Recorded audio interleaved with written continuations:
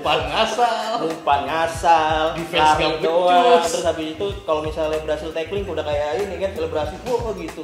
Kan MU memposisikan diri sebagai tim kecil apa? Kayaknya ada ini pribadi ya mau Nana nih.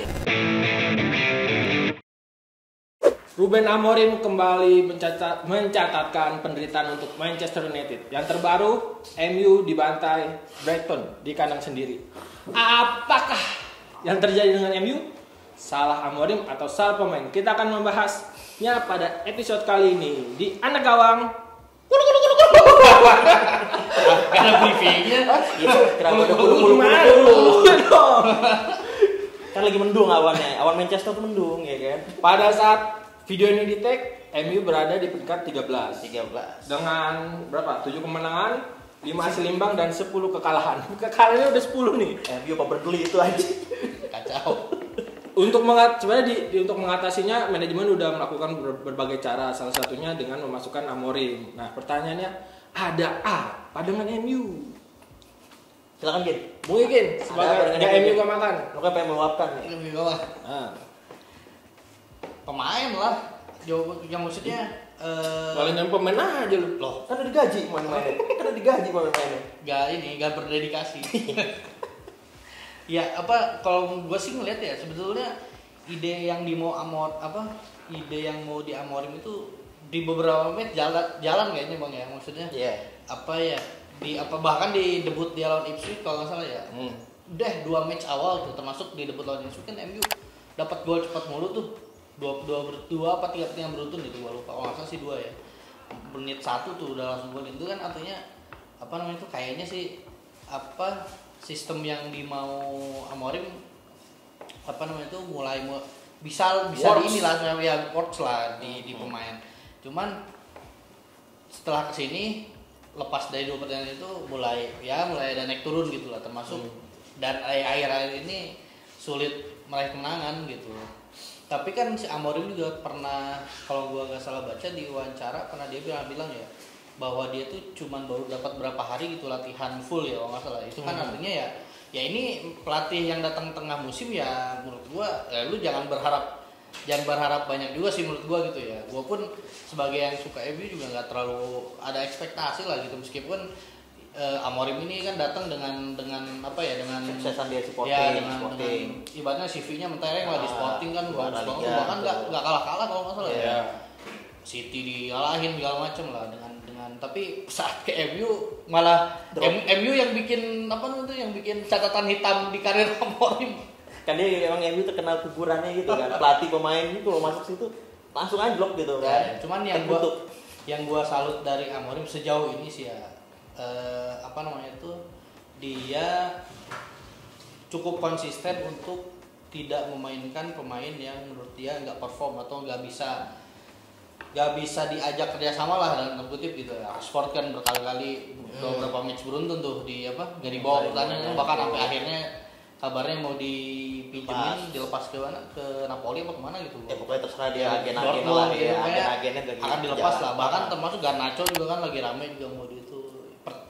Tantangan berikutnya adalah Amorim harus berani mencadangkan Andre Onana. Kayaknya ada ini pribadi ya mau Nana nih. Ampun, kiper. Gak boleh gitu lah. Amorim lu sebagai pengacara Amorim lu ada pembelaan untuk Amorim. Salah pemain? Ya.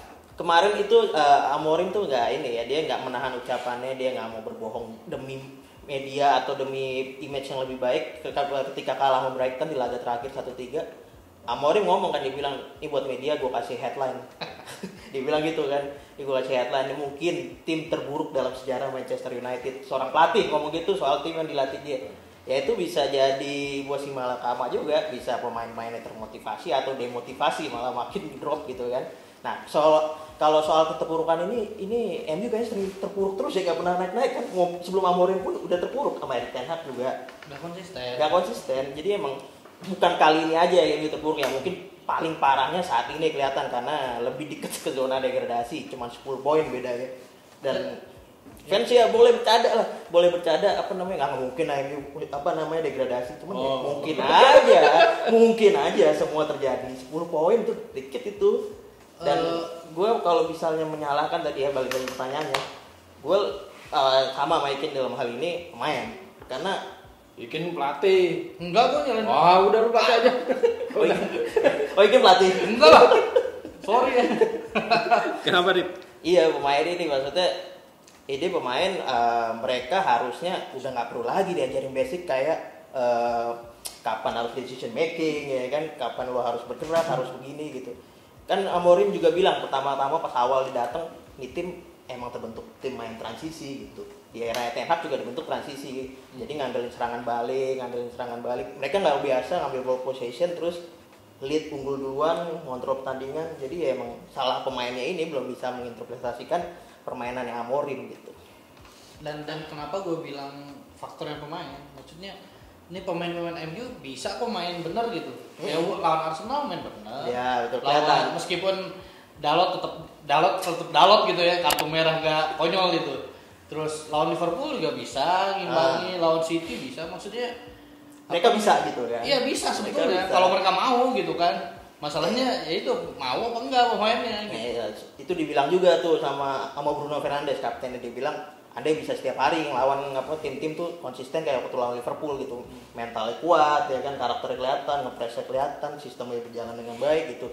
Masalahnya MU kan begitu ngelawan Big Six lah, pokoknya tim-tim gede, wah semangat banget nih. Begitu ngelawan tim-tim yang di atas kertas malah bisa dikalahin, justru malah anjlok gitu. Ini malah jadi kayak MU tim papan bawah ya. Nah, biasanya gue kayak gitu. Kan biasanya tim bawah kalau ngeliat tim atas kan semangat. Kan. Justru sekarang MU memposisikan diri sebagai tim kecil apa? Payah banget untuk mainan ini. Anomali. Aduh, ini harus di apa namanya? Tapi faktanya begitu kan, ada di bawah, lagi di bawah kan, klasmennya di bawah kan. Iya memang. Jadi kita semangat nih lawan tim gede nih. Itu ini harus dikasih head rate treatment ya.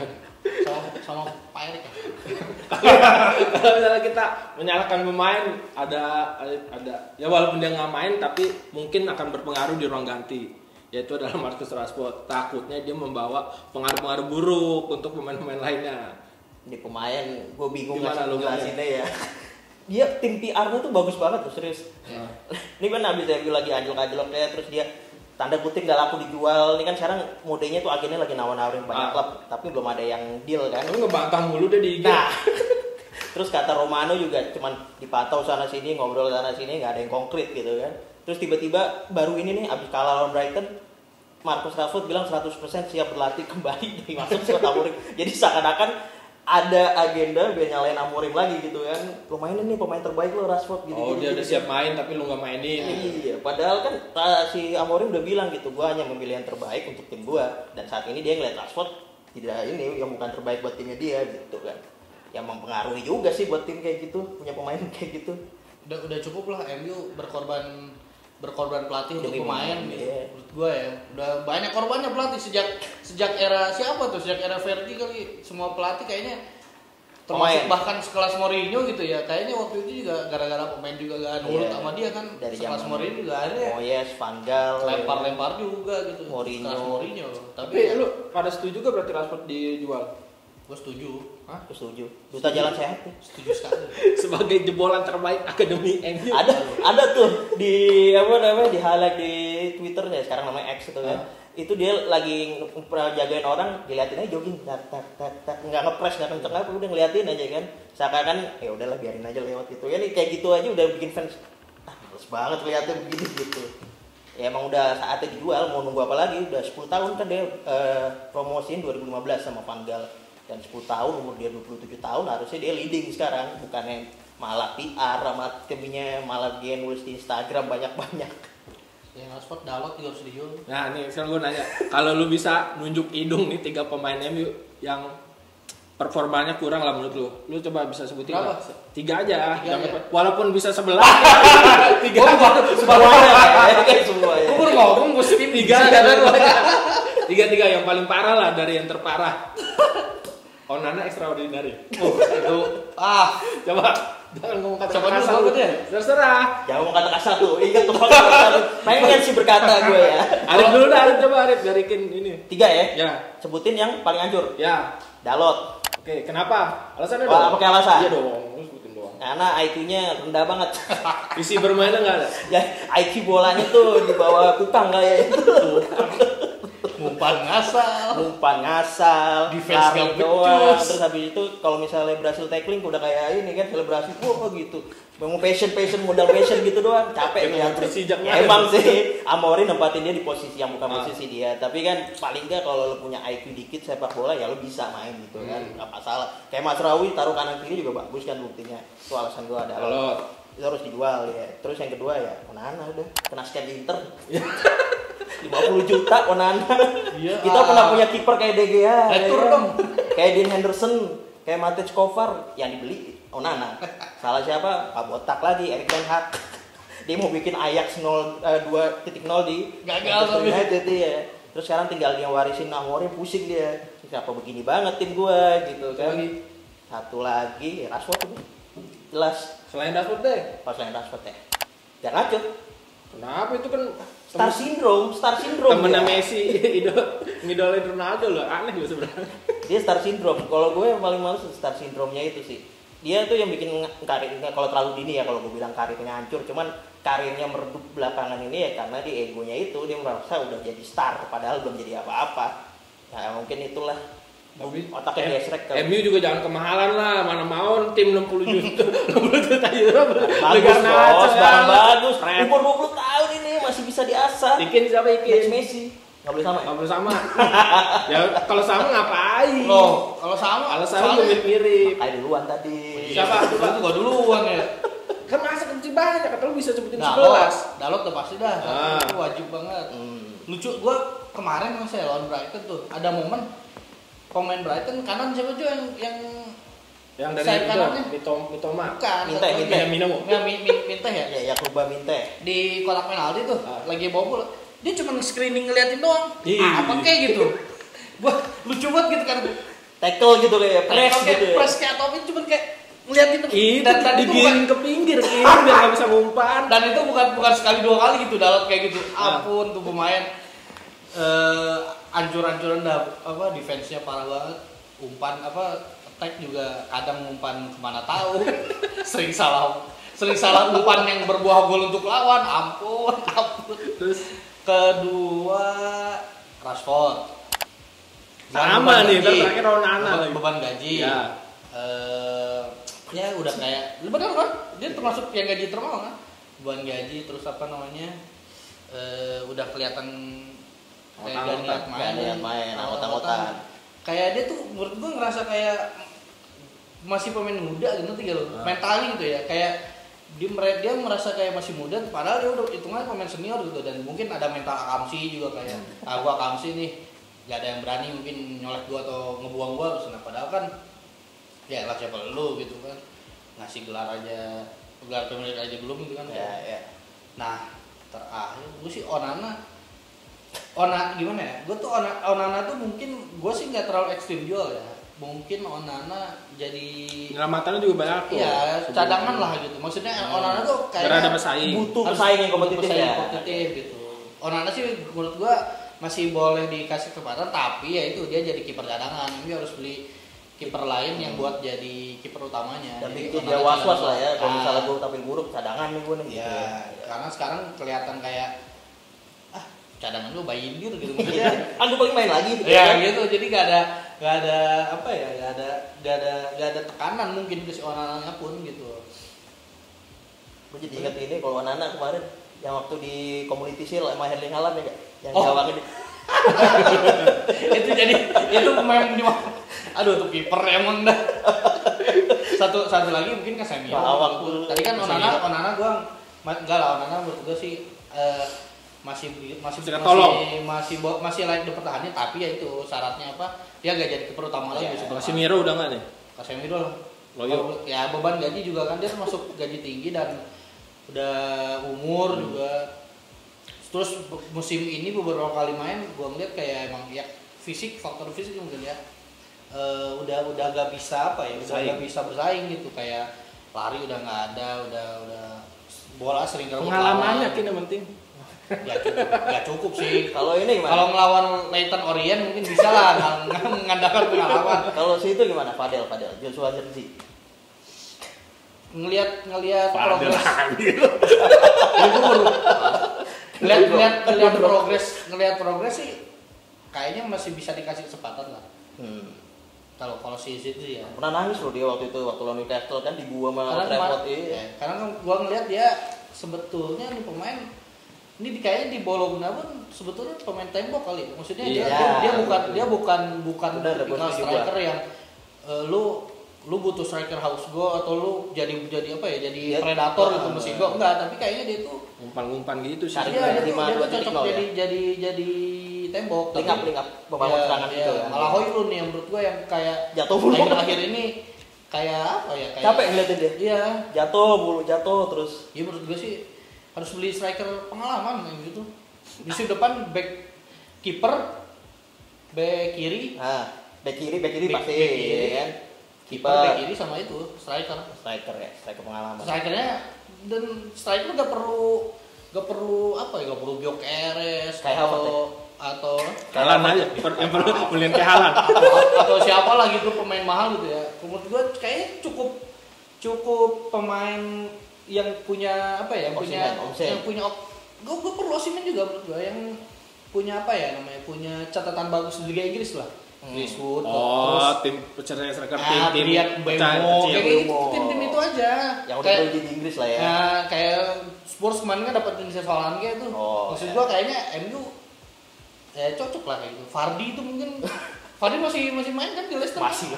Tapi nggak boleh lah, kasih aja semusim. Nah, MU sering kan dulu dong Henry Clarkson, Sheringham.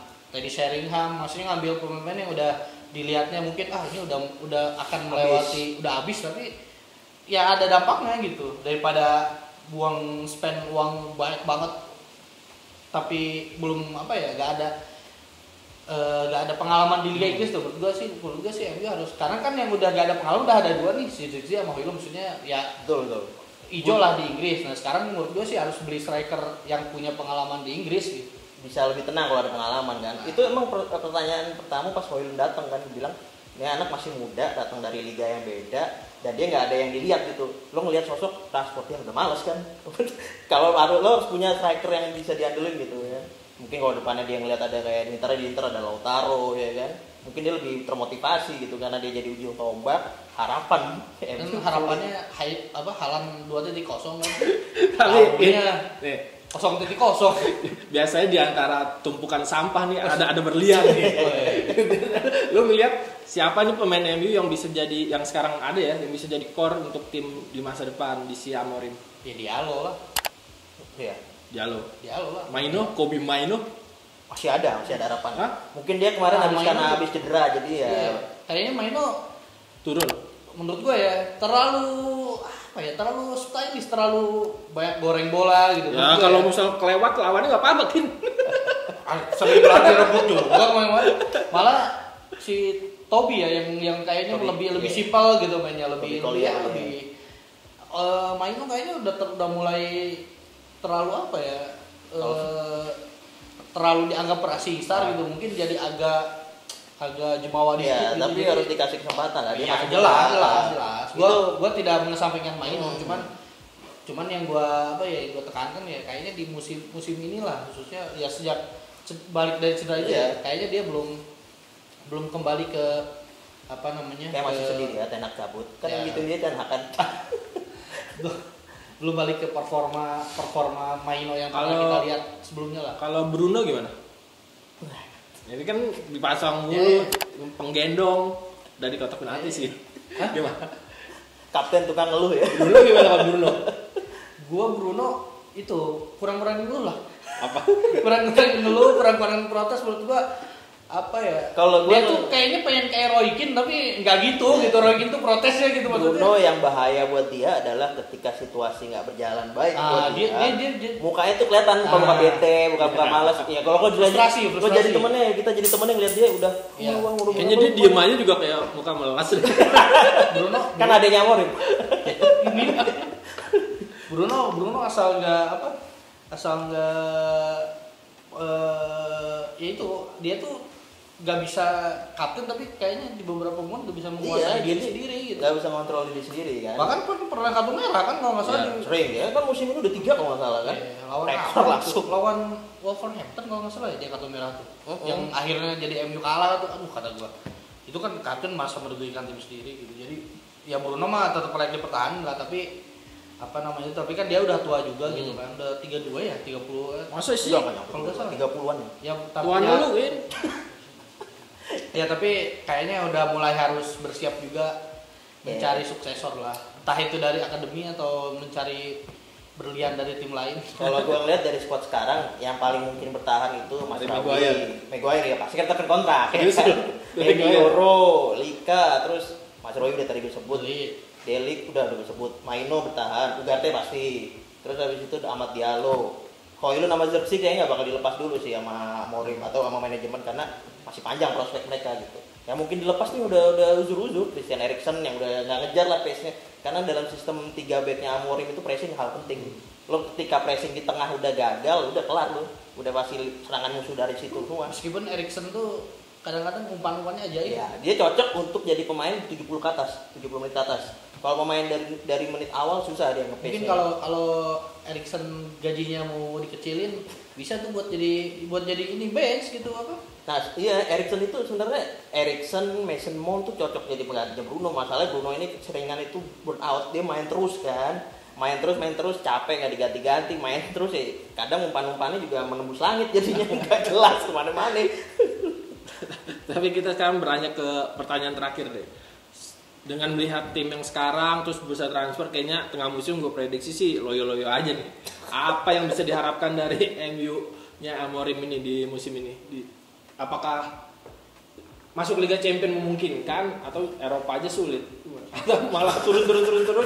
Ya kan gua cuma ngutip kata Amorim, pokoknya kata Amorim itu udah sebuah pesan tegas. Dia bilang, gua nggak bakal berubah. Ini gue begini, tetap begini. Terserah pemain mau ngikutin gitu-gitu kan.